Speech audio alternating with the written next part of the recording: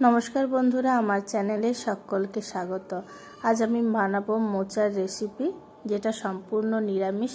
এখানে আমি প্রথমে মোচাগুলোকে ছাড়িয়ে নিয়েছি, আর সবজির মধ্যে এখানে আমি বেগুন আর আলু দেব।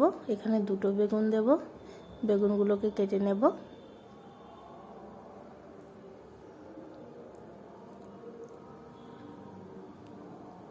এখানে বেগুন কাটা আমার হয়ে গেছে। বেগুনগুলো এমনভাবেই কেটেছি।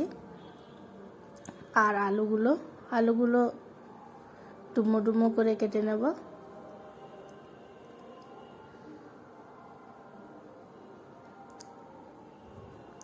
আর এই মোচা কাটার আগে জলে সবসময় ফেলাতে হয়, আর এই জলে নুন আর হলুদ দিয়ে আপনারা কাটবেন, এতে হাতে কষ্ট লাগে না। তারপর একটা কড়াই বসাবো। কড়াইতে জল দিয়ে নুন আর হলুদ দেব। হলুদ দিয়ে ধুয়ে রাখা মোচাটা তুলে দেব। মোচাটা ভালো করে সিদ্ধ করে নেব। 5-6 মিনিটের মতো সিদ্ধ করলেই হবে।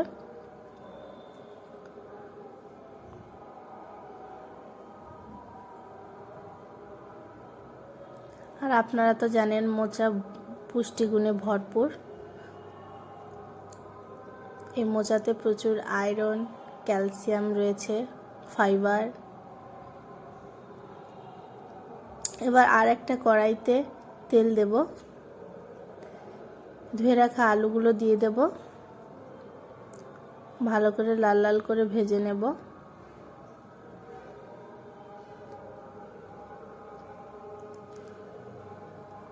লাল করে ভাজা হয়ে গেছে। এবার ওই তেলেই দিয়ে দেব 5 ফোড়ন, একটা শুকনো লঙ্কা দিয়ে ভালো করে নেড়ে দেব। এবার বেগুনগুলো আমি শেষে দেব, কারণ বেগুন একটুতেই সেদ্ধ হয়ে যায়। বেগুনগুলো দিয়ে একটু ভেজে নেব। ভাজা ভাজা হয়ে এলে দেব নুন আর হলুদ। আর একটুক্ষণ নাড়ার পর দিয়ে দেব সেদ্ধ করা মোচাটা। এবার মোচাতে দেব জিরে গুঁড়ো আর ধনে গুঁড়ো দিয়ে ভালো করে কষিয়ে নেব। আর একটু লঙ্কা গুঁড়ো আমি দিয়েছি ঝালের জন্য। আপনারা গুঁড়ো লঙ্কা নাও ব্যবহার করতে পারেন। আমার নাড়া হয়ে গেছে ভালো করে। এবার জল দিয়ে দেব। আর আমি শেষে নামানোর আগে যেহেতু সর্ষে দেবো, তাই সর্ষেটা বেটে নিচ্ছি। এদিকে মোচা প্রায় কমপ্লিট। সর্ষে বাটাটা দিয়ে দিলাম, দিয়ে ভালো করে নেড়ে দেবো। 1 মিনিট পরেই নামিয়ে নেব।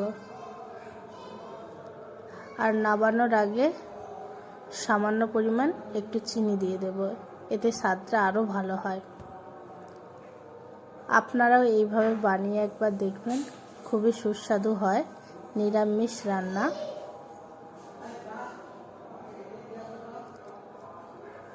আমার রান্না হয়ে গেছে। মোচা পরিবেশনের জন্য তৈরি। আপনারা একবার বাড়িতে তৈরি করে খাবেন।